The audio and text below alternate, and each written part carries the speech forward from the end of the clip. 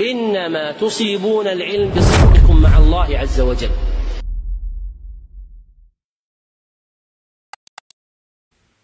Assalamu alaikum wa rahmatullahi wa barakatuh. Avant de commencer, Inch'Allah, une petite demande, c'est de vous rapprocher. Ce n'est pas une bonne habitude de rester assis comme ça. Hein, c'est des très mauvaises habitudes, et surtout dans Talab al-Ilm. Et celui qui se rapproche, Allah se rapproche de lui. Celui qui s'écarte, Allah s'écarte de lui. Comme l'a bien dit le prophète sallallahu alayhi wa sallam. Donc il faut prendre ces habitudes-là. Lorsqu'on atteint 80 ans, on a besoin du mur. Hein, le dos, il a assez travaillé. Lorsqu'on est jeune, il faut prendre ces bonnes habitudes, Inch'Allah.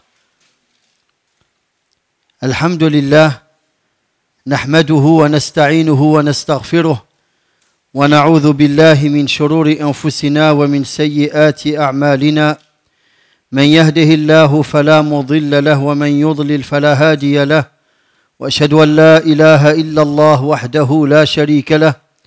وأشهد أن محمدا عبده ورسوله يا أيها الذين آمنوا اتقوا الله حق تقاته ولا تموتن إلا وأنتم مسلمون يا أيها الناس اتقوا ربكم الذي خلقكم من نفس واحدة وخلق منها زوجها وبث منهما رجالا كثيرا ونساء واتقوا الله الذي تساءلون به والأرحام إن الله كان عليكم رقيبا يا أيها الذين آمنوا اتقوا الله وقولوا قولا سديدا يصلح لكم أعمالكم ويغفر لكم ذنوبكم ومن يطع الله ورسوله فقد فاز فوزا عظيما أما بعد فإن خير الكلام كلام الله وخير الهدي هدي محمد صلى الله عليه وسلم وشر الأمور محدثاتها وكل محدثة بدعة وكل بدعة ضلالة وكل ضلالة في النار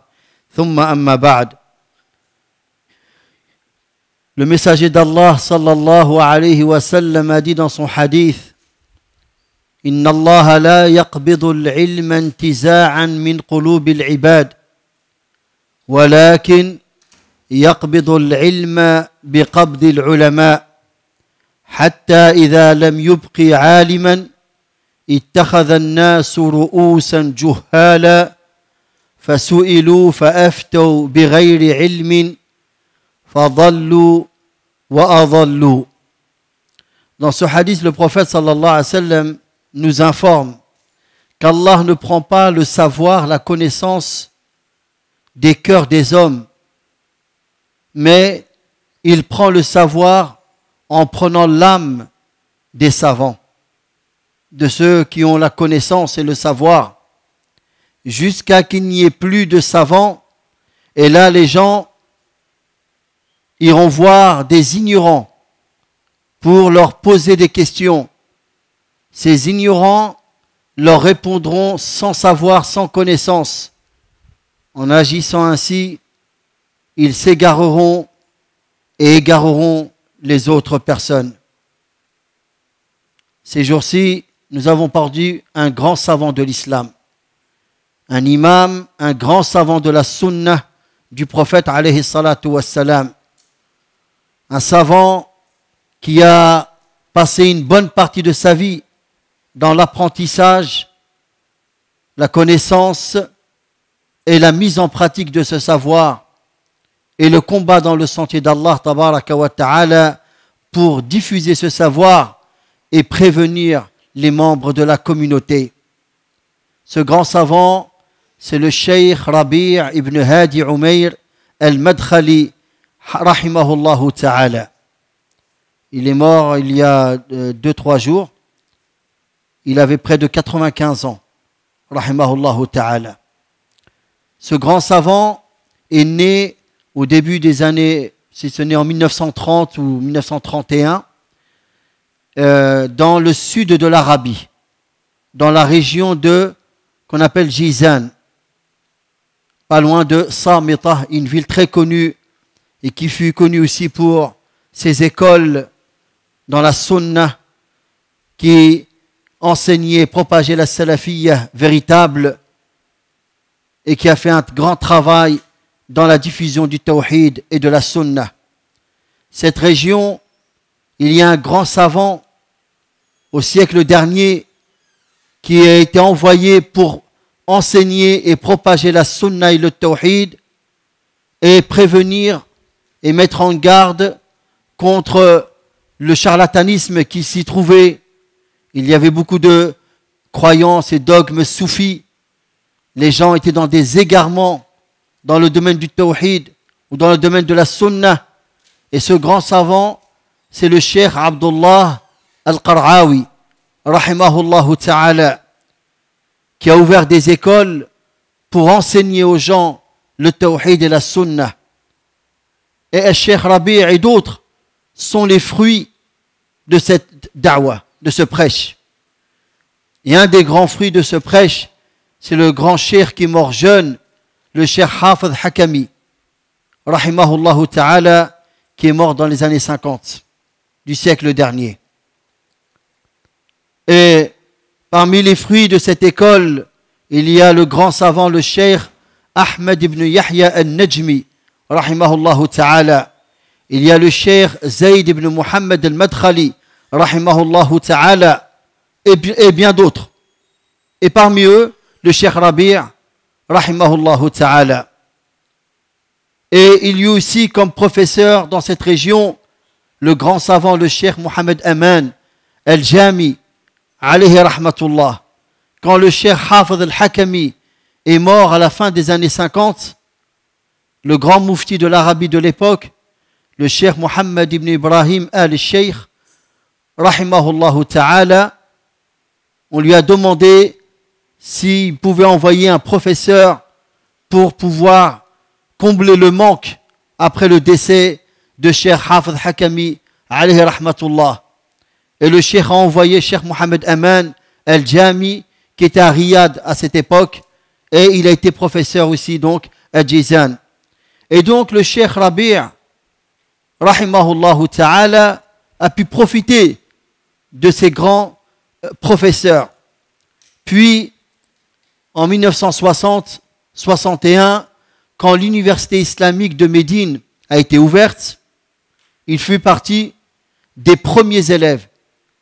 Les premiers élèves de la Jamia Islamiyya, il en faisait partie.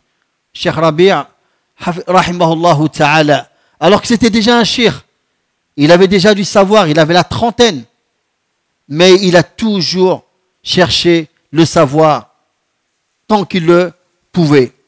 Et il a passé les 4 années dans la Jamia Islamiyya. Et donc, c'était les premiers élèves qu'il y avait.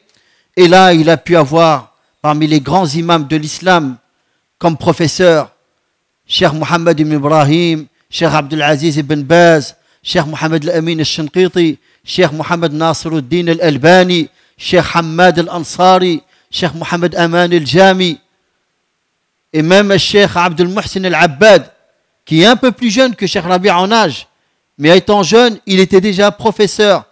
Il était professeur à l'ouverture de l'université islamique de Médine.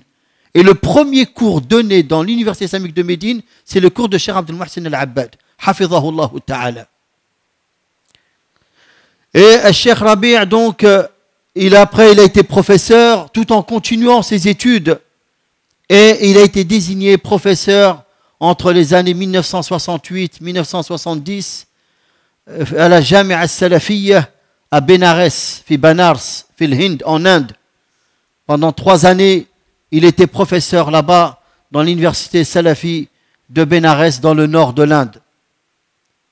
Et il a eu son magistère et son doctorat en 1980. Puisque avec ses études, il faisait aussi office de professeur dans différentes écoles. Et donc, dès qu'il avait le moment, il a pu passer ses grands diplômes. Et le cheikh, il a son fils, qui est un cheikh connu, le cheikh, un docteur connu, Mohamed Rabi' al-Madkhali, le cheikh Mohamed ibn Rabi' al-Madkhali, à ne pas confondre avec l'autre cheikh docteur, Mohamed ibn Hadi al-Madkhali. Le cheikh Mohamed ibn Hadi est plus jeune que le fils de cheikh Rabi'. Le fils de cheikh Rabi', cheikh Mohamed Rabi' al-Madkhali, il n'est pas loin des 80 ans. Subhanallah. Parce que son père l'a eu à l'âge de 16 ans. Cheikh Rabi' s'est marié à 15 ans et il a eu son fils Mohamed à l'âge de 16 ans. Et leur diplôme, le magistère et le doctorat, ils l'ont passé ensemble, au même moment. Le Cheikh Rabi' est très connu chez les gens de la Sunna et il a été distingué par son grand combat contre les sectes et contre les mouvements égarés qui ont dévié de la droiture et qui ont entraîné la jeunesse dans l'égarement et dans différentes formes de déviation, jusqu'à se distinguer et être connu pour cela. Et beaucoup de ulama lui ont reconnu cela, puisqu'il a pris de son temps pour bien étudier et vérifier ce à quoi appellent ces mouvements ou certains de leurs leaders, et à chercher qu'est-ce qui a amené la déviance, l'excès, l'exagération dans la religion chez certains. Et il a vu que notre époque, une des grandes causes de cela, ce sont les ouvrages et le prêche laissé par Sayyid Qutb, l'Égyptien. Sayyid Qutb, qui à la base n'est pas un savant de l'islam, c'est un littéraire qui était loin de la religion. Et lorsqu'il s'est mis dans la religion, il est entré dans le mouvement des frères musulmans. Et c'était devenu un de leurs leaders, et un aussi de leurs maîtres à penser, qui est mort dans les années 60. Mais ses ouvrages sont restés, et ses disciples ont continué, ici et là, à propager ses idéologies.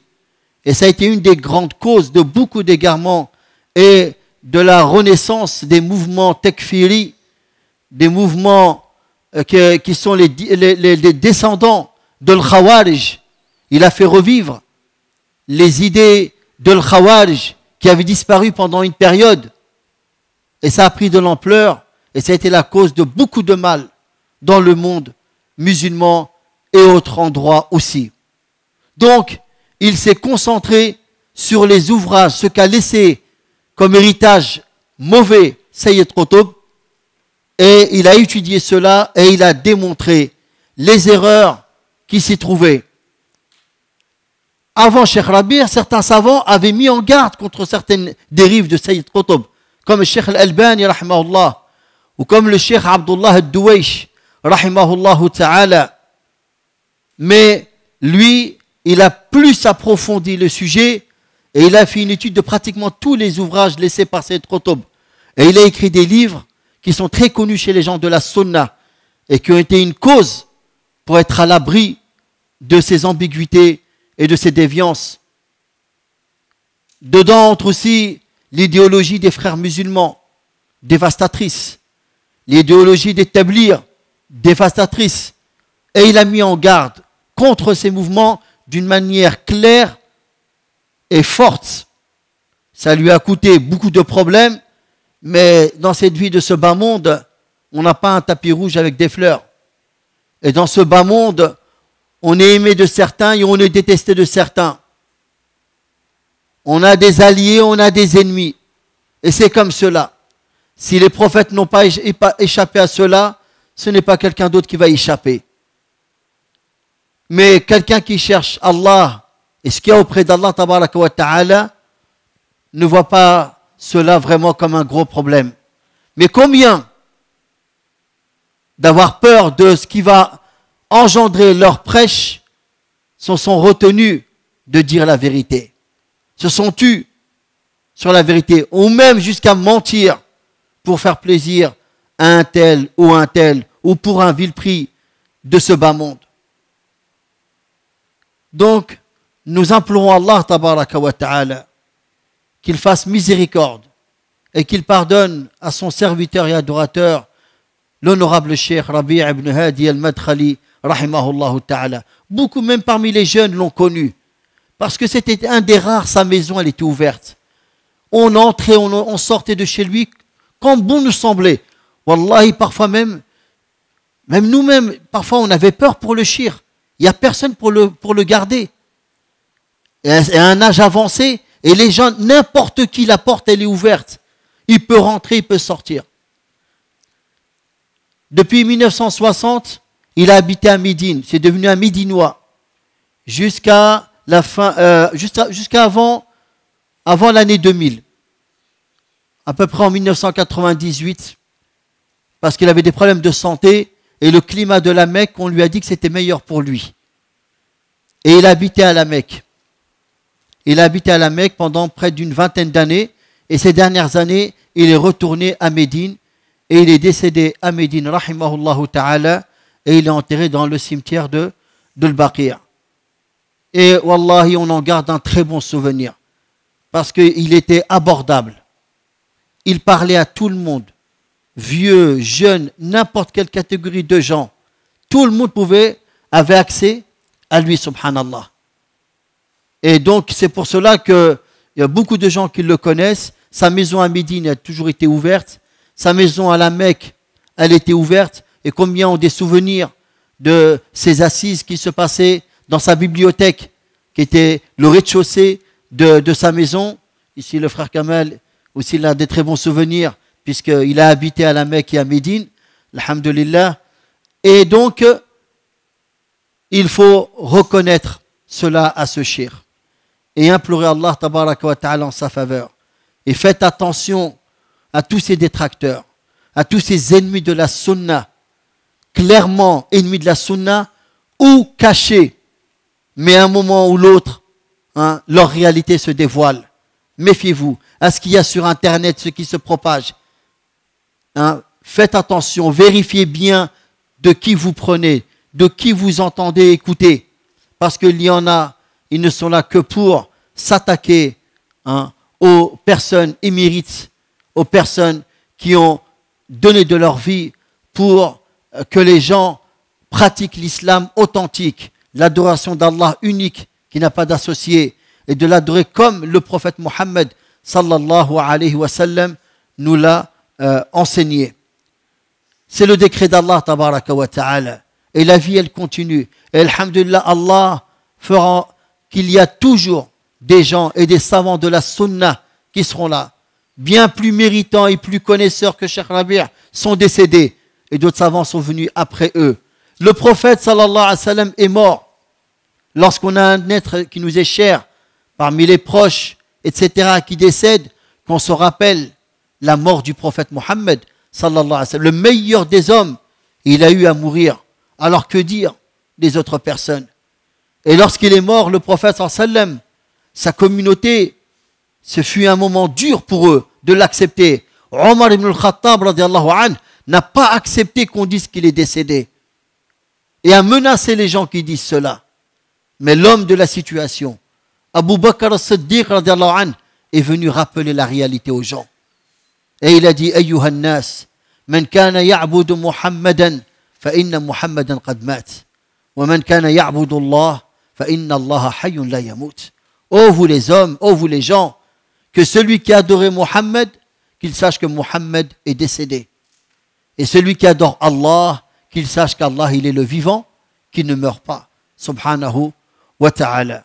نسأل الله تبارك وتعالى أن يحفظنا جميعا وأن يثبتنا بالقول الثابت في الحياة الدنيا وفي الآخرة.